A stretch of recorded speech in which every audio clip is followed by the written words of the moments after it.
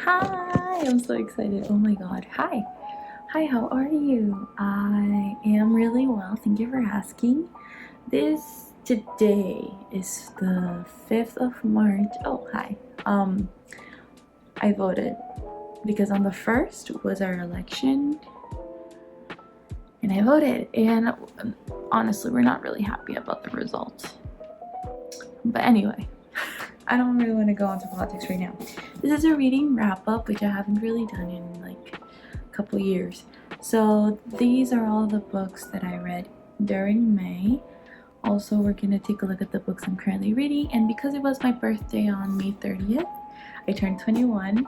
We're just gonna look at a couple of books that I either bought myself for my birthday or I was gifted. Like, my boyfriend still wants to give me presents, like books for presents, so we're gonna take a look at that. And I also bought myself other books that are gonna be arriving like throughout the week. So I got the entire collection of books by Fyodor Dostoevsky. Spoiler alert. Last month I read a total of 3 books, which is actually like, I'm so proud of myself because I haven't actually finished a book in so long. We're gonna start with the first book I finished, which is El Monstruo Pentápodo by Liliana Bloom. So this book's actually kind of translated to the five-limbed monster. This is an ode to Lolita, and it is a book about a man who has an obsession with little girls, so he's a pedophile basically. And this book follows him as he obsesses over a little girl that he sees in a park who just kind of fits into the box that he has of a perfect little girl.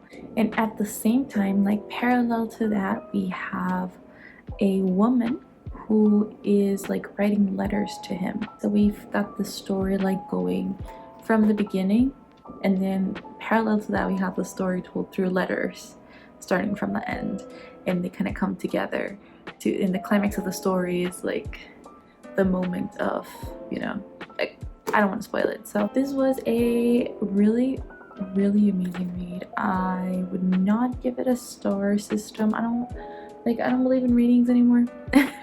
But it was amazing because it was so crude and it was so, oh my god, it was literally the worst thing that could happen to a little girl. And when I read it with a look of horror in my face because there were so many descriptions of violence in here, but also with the woman's letters you kind of see how morally wrong it is. This woman kind of was weaved into this web of lies and of compassion for a guy who he's a monster. He's literally a monster, and how she tries to rationalize the things that she did for him, but at the end of the day it's just completely deplorable, and his actions are not justified by anything, even though he really tries to justify himself, just like Humbert does in Lolita. So yeah, I would really recommend this book if you want to be emotionally wrecked. I read it in like 2-3 sittings, and I read it every night, and I remember reading it. It's, how many pages is this? It's like 230 pages. It's not that long, but I remember I read it at night and I fell asleep like so late every night that I read it because I just enjoyed it so much. But of course you didn't enjoy it and they'll be like, oh my god, so romantic. Like, of course not. You enjoy it because it's emotionally scarring. It's terrible. It's literally terrible, and I loved it. It ripped my heart out. The second book that I finished last month is Catch-22 by Joseph Heller. As you guys can see, the spine is wrecked and it is tabbed quite a bit. It took me so long to finish it because it's really dense. It's 500 and so pages, and also there's just like a lot of language that I had to like go through. The writing's also a little bit dense because sometimes it falls onto like stream of consciousness, like run-on sentences, like entire paragraphs with no paragraph break. So like it's super long, super dense. And this is a story about a pilot in World War II. Basically the book kind of centers and revolves around the Catch-22, which is like a law or like a paradox that explains why things are done a certain way, and it's like a paradox that starts with the concept. They raise the number of missions that they have to fly, which means it's obviously more dangerous, and it's more likely that they die in the air, so they don't want to fly the missions, right? So Yossarian is the name of the protagonist, like the main protagonist of this book, and he goes with his commander and he tells him, you know what, I'm going insane, I don't want to fly any more missions. And he says, the commander tells him, like, okay, so we can't send you home. The only way we would send you home is if you actually went insane. But who in their right mind would want to fly more missions? So the fact that he doesn't want to fly any more missions makes him completely sane, therefore they can't send him home. I don't think I'm explaining it in the best way, but the book's just full of these situations. We can't get out of unpleasant or just like undesired outcomes because of a rigged system, and it centers around politics and militarism, how ridiculous it all is, right? And the horrors of war. And it's just also a comedy book, so it does have really funny situations, or it does depict horrible situations in a very funny light. It uses a lot of irony, it uses a lot of devices to tell a compelling story, and it doesn't leave any threads loose. Like, it has a plethora of characters and a plethora of storylines that it does come undone in the end, and everything just comes together really nicely. It's also a book about hope and a book about love. It's a book about sex, and it's also got several observations that are still relevant today. There's also this quote, for example, that says, so basically Yossarian goes over a target and he misses it. Like, he's supposed to bomb a city or a bridge or something, and he misses it, so he comes back the second time to bomb it instead of just flying home, right? Which is also very dangerous because someone might like knock him down in the process. So when the colonel says, after all, I suppose it did take a lot of courage to go around to divert the anti-aircraft fire, and he did hit the bridge, you know, that might be the answer. To act boastfully about something we ought to be ashamed of. That's a trick that never seems to fail.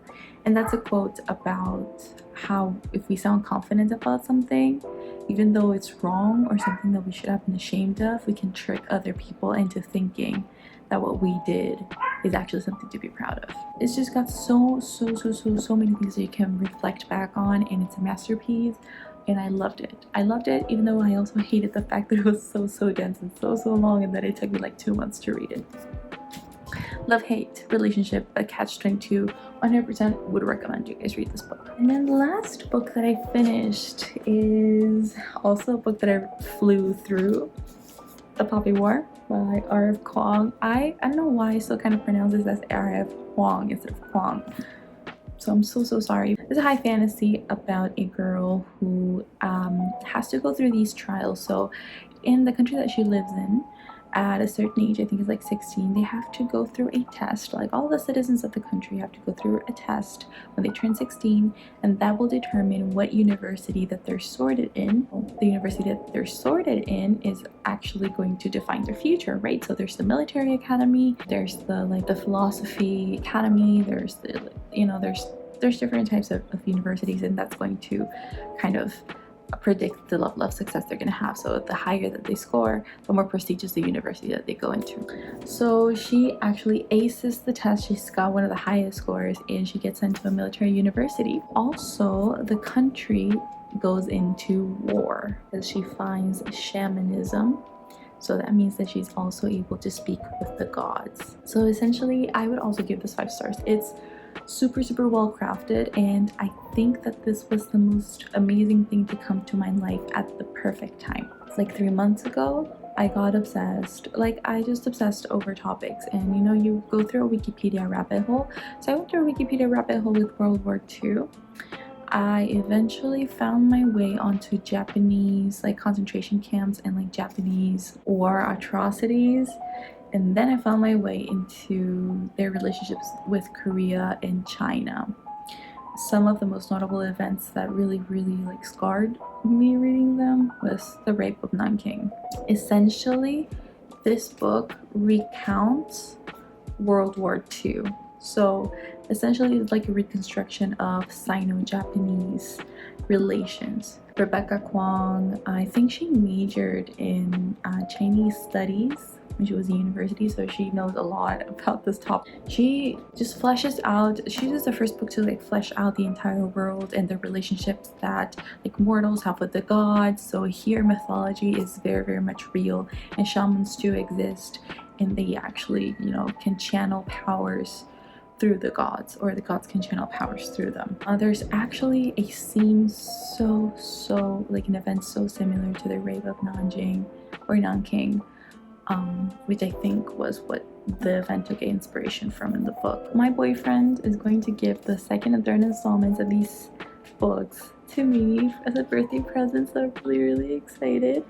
But yeah, I would 100% recommend you guys commit to this book. This is a book about education, about obviously the Sino-Japanese relations in a setting. Oops, sorry. Read The Poppy War. Read it. It's gonna devastate you. To some of the books that I'm currently reading. So first of all, I'm listening to World War Z, the unabridged version.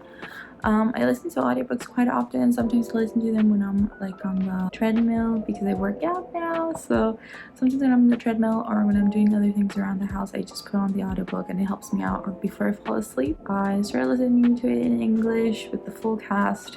So that's going great. I love that. I'm also going through As Kingfishers Catch Fire by Jared Manley Hopkins. I've been literally reading this for like a year and a half because I lost this copy and then I found it. So it's just a little poetry collection. As you guys can see, I'm literally annotating the shit out of it. It does take a while to analyze. There you go. I don't know if you guys actually want to see my annotations, but a fucking while. I actually have to go online and research if I want to understand something. So I'm taking my sweet time with it. I'm literally on poem number 4 of like 20. Very obviously loving it. It's just very tedious to go through because I want to analyze every single part. I'm also in the middle of Childhood, Boyhood, and Youth by Leo Tolstoy. Also been reading this for a year and a half. I've recently just taken it back up. As you can see, I'm kind of annotating through it, and this is a story about, people take it to be semi-biographical, but it's about Nikolai, who is just a boy going through life, you know, through his childhood, his boyhood, and his youth until his university years. So I'm currently in the boyhood part. So I started boyhood. It's honestly really good. It's literally no plot, just vibes. Leo Tolstoy is literally a master of the senses. Like, you can feel yourself in a scene with his writing. Great. Lastly, I'm reading Gabriel Garcia Marquez, The General in His Labyrinth. I bought this like a month ago when I went to the dentist because the dentist is literally in front of one of my favorite, like across the street from one of my favorite bookstores. A coincidence. I didn't choose that, okay? That's what my insurance covers. Actually, only that dentist office. But I realized that I already had a copy of this one, so I'm probably gonna like either give it away, sell it, or just keep it for funsies. Netflix announced a couple months ago that they were going to be releasing the 100 Years of Solitude TV series. So I did obviously want to reread 100 Years of Solitude. I actually have the illustrated edition right there. So we're reading that sometime soon. But I'm currently in The General in His Labyrinth. I'm on page 74. I have my pen here as a placeholder. And this is historical fiction about General. I literally had to read the back because I was like, Che Guevara. It's not Che Guevara, it's Simon Bolivar in his last couple of years, or his last year of life, where he is just like going on a journey because he was destituted from office. He was essentially like responsible for liberating most of South American countries, Latin American countries like Venezuela. Bolivia is literally named after Simon Bolivar. People say that this is so accurate, so historically accurate, and Gabriel Garcia Marquez's writing style is so, like, I feel so smart reading this book. It's super intricate, really detailed, and specific, accurate. Literally every single page I have to look for definitions of words. All of that, I'm writing definitions. I have my phone 24/7 because the dictionary is my best friend right now. They're my ally. But it's a captivating read. I really have to pay attention to it, of course, because of all of the intricate and specific words that there are in here. I didn't know there were so many words in the Spanish language, so I'm falling in love with it all over again, and I definitely want to read more in my native language. So yeah. I received some books for my birthday. I bought myself some books for my birthday. I actually got this one. I had my birthday party last Friday. I was completely foregone. I lasted the entire night though. Like it was great. We were all so drunk. It was so fun. I loved it. But one of my friends at work actually gave me 2 books for my birthday. So first she gave me this beautiful edition of The Hound of the Baskervilles and Other Stories by Sir Arthur Conan Doyle. So I already have the complete stories of Sherlock Holmes, but she gave me this, and you cannot tell me this is beautiful. It also has like a pictures in it and also like a little timeline. It's got like essays and introductions that kind of cover what happens here, the sign of the 4. It gives you like a character index, and also a timeline of like what was relevant at the time in the world while he was alive or writing certain stories. I just loved it. I loved it. And also she gave me this copy of Wuthering Heights by Emily Bronte. I was gonna say Charlotte Bronte, but isn't it so beautiful? It is from the Cranford collection, and the bookmark is adorable. Look at the illustration though. Oh my gosh, look at that. They of course say that this is Emily Bronte's masterpiece. It was the only novel I think she wrote in her lifetime. So we'll see how it goes. Give me 1 second. I'm so sorry about that, but every time I get a call, I kind of panic because I think it's gonna be important. But I wanted to go through a little book haul. Last time, I showed you guys a couple books that I bought, like Babel and stuff. Also, you guys saw that I bought the General Linus Labyrinth that time, and Pachinko, and like there were so many stories that you guys saw me buy. So these are some of my birthday auto gifts, self gifts. So I gave these to myself. I bought them because I deserve them for my birthday. I just love buying books. Okay, you guys know Bunny. I've seen it all over the internet for the last couple of years.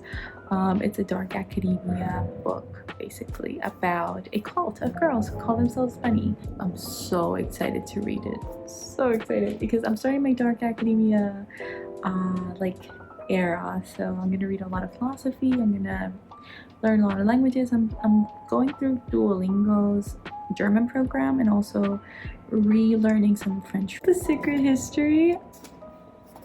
How the fuck have I not read The Secret History yet? This has been like out for 20 years. Like I should have read this when I was like 16, when I was like going through like Legend and Divergent and The Selection and all of those types of books. I should have read The Secret History, and I understand now that I am way behind. One of my friends at work, or one of my trainees, because I train people at work, so one of my old trainees, she read this like at work, and I was like, okay, I have to read it. Come on. I also bought Ryu Murakami's Audition. I don't know why I wanted this book, but I know that Ryu Murakami also wrote In the Miso Soup, so I'll probably read that as well. Like I'll buy it some other time. So short. It's less than 200 pages long, and so we'll see how it goes. We also have The Bell Jar by Sylvia Plath. So I'm also going to go through a little Sylvia Plath phase. Yeah, I'm excited. I don't know what else to tell you. It's just Sylvia Plath. I don't really know anything about The Bell Jar. I just know it's like no plot, just vibes. At least I think it is. So we'll see how it goes. We also got A Certain Hunger by Chelsea Summers. It's just a book that I saw in a TikTok compilation about female rage, and I've seen it all over. So I really wanted to go through it. I also want to read like In the Flesh or something. I don't think that's what it's called, but just female rage in literature. That's what I want to read. Long Overdue, On Earth We're Briefly Gorgeous by Ocean Vuong. I know that people say that the writing in here is stunning and that it's scarring and emotionally just a roller coaster, so I wanted to really know what this is about, and I know it's been years since this came out. And lastly, for this little book haul, I'm really excited for the greatest short stories of Anton Chekhov. So for some reason I wanted to read a lot of Chekhov, like the plays of Chekhov. I don't know why. I think I like read about him somewhere, like his name was mentioned in like a book or an article or a video or something, and I just said Anton Chekhov, my new obsession, and I don't even know what he does. And that's everything for today's video. So if you liked it, or if you have like any recommendations that you guys want me to like go over, please leave them in the comments. Or if you want to like give me like a cautionary tale about some of the books that I'm about to read, also leave it in the comments. Like, I want to know your opinions, and I also want to know your opinions about the books that I did read last month and about just anything, right? So